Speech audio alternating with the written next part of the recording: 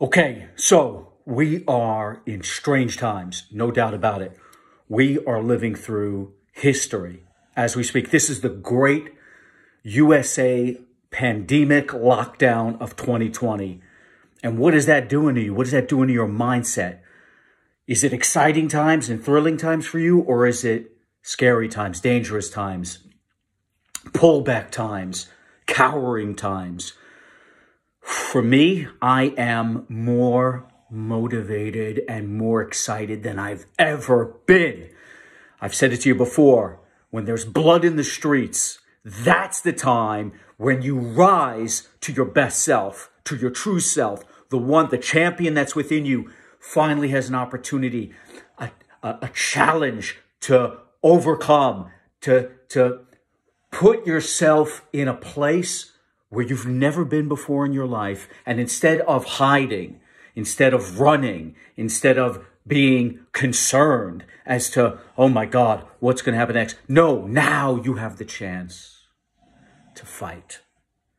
Now you have the chance to blossom into who you were meant to be. Who are you meant to be? What are you meant to be? It's greater than what you are right now. And this is the type of instance, the time, the place where you get to prove that, where you get to do something different, where you get to do something unique, where you get to do something so uncommon and out of the ordinary that it would shock most people, because everyone else right now is running and hiding. Everyone else right now is panicking. It's hysteria. People are fighting in the supermarkets for effing toilet paper. All right? They're talking about all kinds of restrictions coming up. And if you watch the media, you listen to the media, who knows where we're headed next, right? Right now, it's a mandatory work from home for 2 weeks. Right now, you should only go to the supermarkets and, calmly buy just enough for the day because, the trucks are going to keep delivering. And, you can't get anything from Amazon, right? Try to order something from Amazon right now. There's a long, long wait for delivery. And you know what? Everyone's coping kind of cool with this. But what happens if this lasts a month, 2 months, 3 months? What then? I've seen some videos out of the UK, which are startling and shocking at the hysteria and pandemonium that's taking place, not only in the streets, but in the supermarkets. People are panicking. I just had my first week working from home, running a sales team, and it's been the greatest experience that I've ever had. Using technology and a powerful mindset and, true excitement at being able to come up with innovation and come up with insight and come up with creativity in times when most are just unsure what to do. My team, my business, my organization is more on the front foot than ever. We are more motivated and inspired than ever. And we are doing some of our best work and actually getting incredible responses right now from the biggest brands in the world that you would think would be pulling back. But do you think that's what really happens? Right? When it comes to business, do you think businesses are going to stop looking to achieve revenues, to achieve their sales targets, their goals? Some businesses will, and those businesses are going to collapse. Right? Others, as I said before, right, are going to recognize the fact that this is the time when you double down. This is the time when you rise to the occasion. I've said it before, right? Warren Buffett, how did he become successful? He's not the only one that understands this, right? He said, be fearful when others are greedy and greedy when others are fearful. This is the time not to cower and hide, but the time for the brightest, the boldest, and the bravest to come out and show their true colors and do things that you could never imagine could be accomplished. Now is that time. Now's the time to make twice as many phone calls as you've been making. Now's the time to do twice as many emails as you've been doing, to be all over social media and LinkedIn and Instagram and reaching out to people with positive messages, with ways that you can help them, with ways that you can increase their business, increase their spirits, increase, their mindset and help them expand. This is the time when when the truly inspired, those that have a true powerful message, and if you don't have one, you better get one, but this is the time when you can make that message count. So what are you going to do? Who cares if you're working from home? As I just said, my team spent the first week, we're using Slack, we're using GoToMeeting, we're using Google Hangouts, and we're connected like we've never been connected before. We're on message like we've never been on message before. I am so fired up. You should be fired up. Look, especially if you're a small business that is really looking to make its mark, this is your opportunity to do it. The playing field's been leveled. While others are pulling back, this is your chance to get out in front of everyone and rise. So, look, if you listen to the media and you get sucked into the negativity that's out there and oh my God, the highly risk averse, those that are looking to run and hide and looking for excuses, to shut down and to, play it safe. If you buy into and then all the possible consequences of what could happen out there with the economy, you could easily slip into a scarcity-based mindset. If you fall into the media talk of recessions and economic disasters, all this crap becomes a self-fulfilling prophecy. If you buy into this type of narrative, it's easy to fall into a morass and into a pit of self-doubt. And then you start talking to others this way.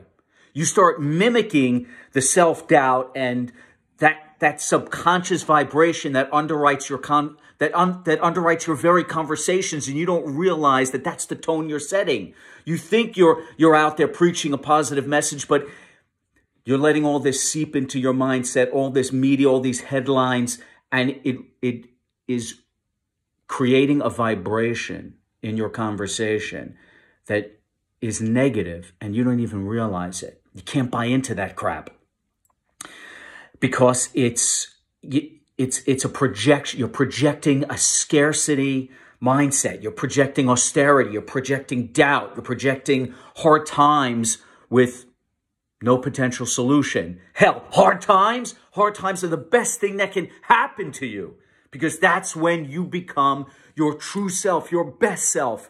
That's when you get a chance to step up on a platform and be bigger than you've ever been. I want hard times. I want challenging times. I want times that would make most men and women absolutely run and hide and cower. I want the types of times that would crush the will of most people because that's when I get to shine. That's when I get to show you what I'm truly made of. And that's the way you should be thinking. You want that kind of resistance. You want that kind of resistance because that is what will forge you into steel and success. So what's the message I'm preaching out there? I'm in the world of marketing. I'm in the world of advertising. I'm in the world of events, right? I'm in the world of helping brands really get their message across and connect with their audiences. What are you going to do in a world where most brands might be pulling back? They might be concerned about, they're confused right now. How do I connect? How do I make that impact with my audience and have it resonate? Brands aren't even sure how to do that right now. Like, am I sending the right message? Am I sending the wrong message? Should I be speaking with my customers? Should I be communicating with my audience? Should I be giving them comfort and security, or should I be challenging them to do new things, great things? This is exciting times. We're seeing some of the greatest love, greatest sharing that humanity's ever done. You see these videos of people in Italy singing out of their windows, right? People waking up in the morning, coming out of their houses here in the United States at 9 o'clock in the morning. And they're doing in a neighborhood, all the houses, all the kids and the families are coming out and doing the Pledge of Allegiance, even though they're not in school, right? You're seeing incredible opportunities of humanity coming together. And that's the way you can view this. And that's the way a brand should look at this. This is your opportunity to connect on a deeper level, on a more meaningful level than you ever have with your audience, with your customers. And I was looking at an article that came up in Forbes magazine, reprinted actually quite recently. The headline is, when a recession comes, I'm going to read this to you now, some powerful stuff. When a recession comes, don't stop advertising. All right, so here's some examples. Here's the message, sorry. The message is when marketers cut back on their advertising spending, on their marketing spend, the brand loses its share of mind. With consumers, with the potential of losing current and possibly future sales, you lose this share of mind. An increase in share of voice typically leads to an increase in share of market. And that's what has to happen now. You have to have an increase of share of voice. Your voice as a brand, or even as a salesperson, as a sales professional, as a marketer, as someone who needs to be out on the front lines, spreading the message of love, joy, prosperity, happiness, solutions, not problems, solutions. It's ever more important that you're out there increasing share of voice. Otherwise, you lose share of mind, you lose share of market. So here's some incredible examples of that. In the 1920s, Post cereal was the category leader in the ready-to-eat cereal category. During the Great Depression, Post cut back significantly on its advertising budget, and rival Kellogg's doubled its advertising spend, investing heavily in radio and introducing a new cereal called Rice Krispies, featuring Snap, Crackle, and Pop. Kellogg's profits grew by 30%, and the company became the category leader, a position it has maintained for decades upon decades because they were ingenious in a time when everyone else was pulling back. When there was blood in the streets, they rose to the occasion. They didn't pull back their communications. They didn't pull back their marketing. They increased it. They doubled down. Here's another incredible example. The 17-month recession of 1973 to 1975 was triggered by the energy crisis. This was a crazy time. I remember living through this. The oil crisis where the OPEC nations stopped pumping oil, right? They started rationing it. And America had to pull back on its gasoline consumption to the degree that they were handing out odd and even days based on your license plate on when you could get gas. So if you had a license plate ending in an odd number, then on a certain day you could go get gas. If it ended on an even number, that day, you talk about rationing. You talk about scary times. Imagine that was happening right now. It might as well be happening right now because what's taking place out there is just as restrictive, and it's just as overwhelming to a lot of people, maybe more so, right? But in late 1973, the U.S. government issued its first miles per gallon report, in which Toyota Corolla was second to Honda Civic in fuel efficiency, right? So the Toyota Corolla was in second place. And Toyota decided, while it was experiencing very strong sales, when the economic downturn hit, they thought this is the opportunity to leapfrog Honda, to leapfrog everybody. And even though the temptation was to drop their ad budget like a lot of car companies did, they resisted. And by adhering to a more long-term strategy, knowing that we're going to come out of this, the oil recession, oil crisis of 73 to 75, that recession, that's going to end. The 9/11 crisis, right, and that disaster in the marketplace, that ended. The housing crash of 2007, 2008, we came out of that with a bigger economy than ever. This too shall pass. Well, what did Toyota do back then? They doubled down. And they looked long-term, and they ended up increasing their marketing spend and surpassing Volkswagen as the top imported car maker in the U.S. Only a few years later, by 1976, they were number one. Here's another example. You talk about when people are fearful, that's your time to go out there and grab market share, right? In the 1990 to 1991 recession, Pizza Hut and Taco Bell took advantage of McDonald's decision to drop its advertising and promotion budget. So McDonald's pulled back, right? Where can we cut? Where can we cut? Where can we cut? Where do companies cut? They start cutting their employees. They start cutting their employees' hours. They start pulling back on marketing and advertising spend. This is a scarcity-based mentality. It's fear mentality. You're buying into the fear. You're not thinking long-term. This too shall pass, right? So that's what McDonald's fell into in 1991. Pizza Hut, Taco Bell saw this as an opportunity to rise to the occasion. As a result, Pizza Hut increased their sales by 61%. Taco Bell sales grew by 40%. McDonald's sales, no surprise, dropped by 28%. Amazing, amazing.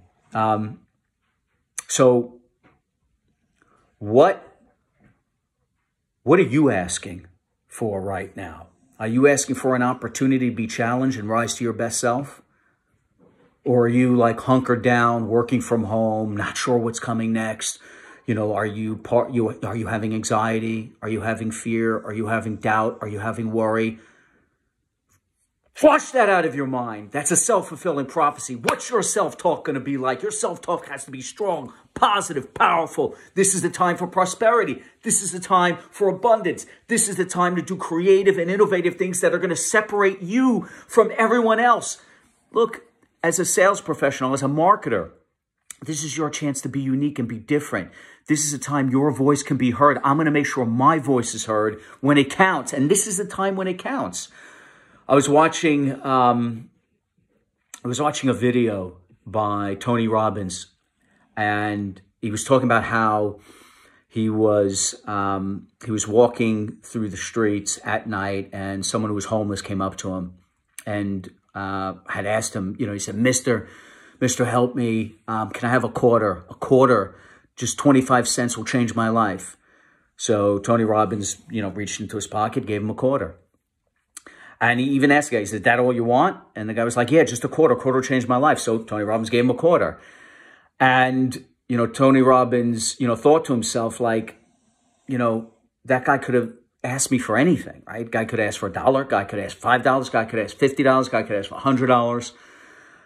Guy asked for a quarter. Guy got a quarter. I mean, who knows how much Tony ended up giving the guy. But the point is, and the point of that video that I recommend you definitely watch. It's called Life Will Pay Whatever Price You Ask of It. And he thought to himself, my God, you know, what's the difference between some people who have so little versus those that have a lot? And, you know, it's not because you're any better than anyone else. Everyone has the same opportunity in life.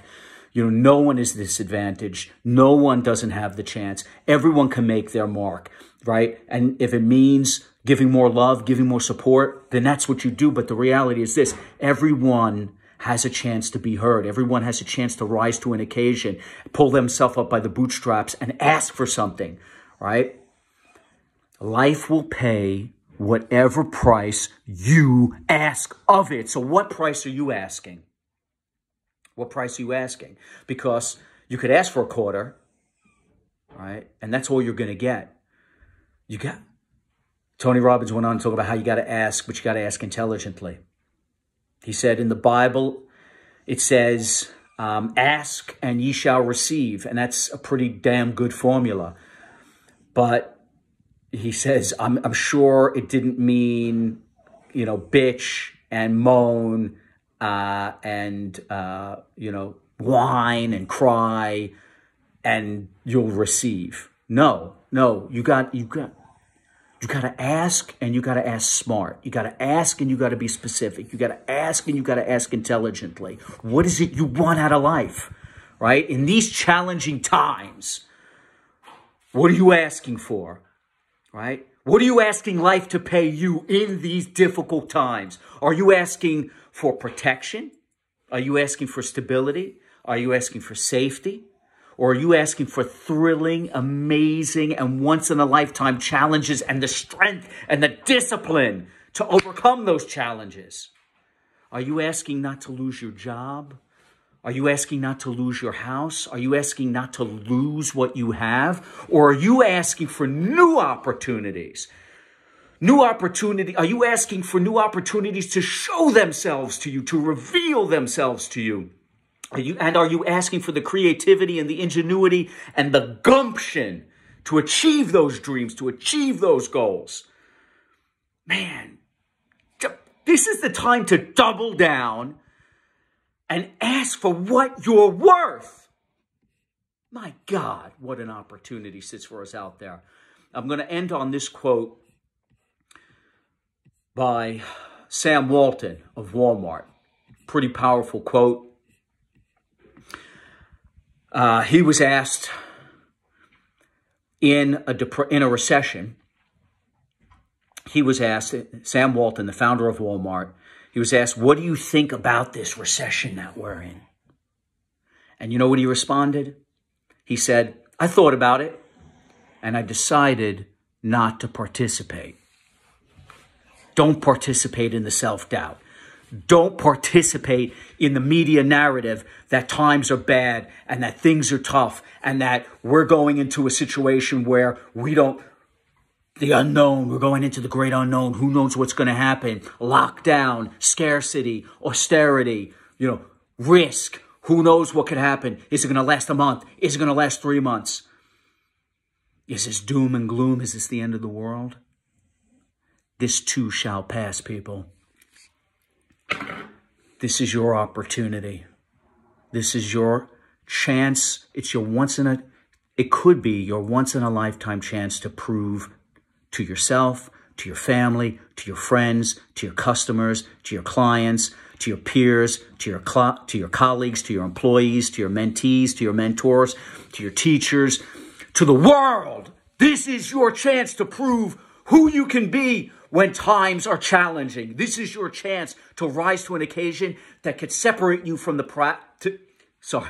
this is a chance for you to show your true colors, to show what you're really made of, and to prove to the world what you can do when hard times are thrown your way, when a challenge and a barrier and an obstacle is put in front of you. This is your opportunity to show the world what an individual with a powerful mindset, with excitement and inspiration and motivation can do. This is your chance to prosper.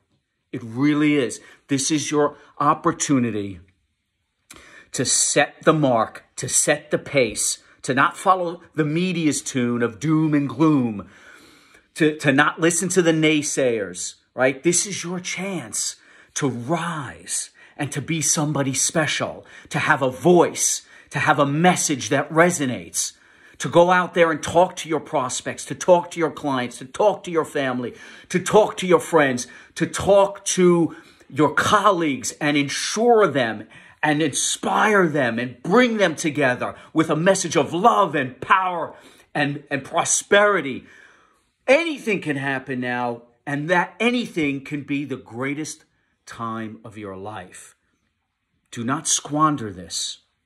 Do not waste this once-in-a-lifetime chance to prove how strong you are, to prove how incredible you are, to prove how amazing you can be when times are challenging.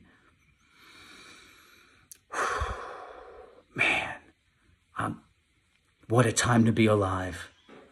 What a time to be alive. What a time to be you.